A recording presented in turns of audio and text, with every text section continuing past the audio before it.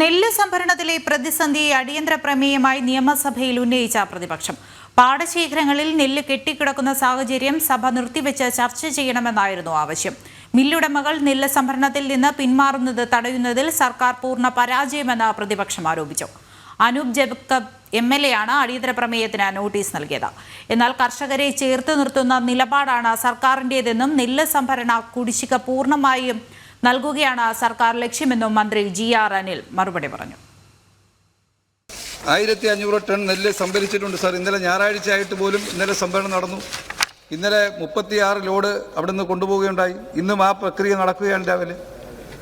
അതുകൊണ്ട് ഇത്തരമൊരു വിഷയം ഓരോ പാടശേഖരവുമായി ബന്ധപ്പെട്ട് ഉയർന്നു വരുന്ന വിഷയങ്ങളെ സംബന്ധിച്ച് അതത് കാലങ്ങളിൽ വകുപ്പിലെ ഉദ്യോഗസ്ഥന്മാർ മാത്രമല്ല MLA മാർ, ജനപ്രതിനിധികൾ, മന്ത്രിമാരായ ഞങ്ങളെല്ലാം വളരെ നല്ല ശ്രദ്ധാപൂർവം ഇടപെട്ട് കർഷകനെ സഹായിക്കുന്ന, കർഷകനെ ചേർത്ത് നിർത്തുന്ന ഒരു നിലപാടാണ് ഈ ഗവൺമെൻറ് സ്വീകരിച്ചിട്ടുള്ളത്.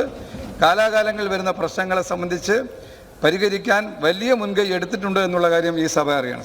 മറ്റൊന്ന്, ഈ പണം കൊടുക്കാനുണ്ട്, കുടിശ്ശികയുണ്ടെന്നൊക്കെ പറയുന്നു. ഞാനത് പറഞ്ഞല്ലോ കണക്ക്.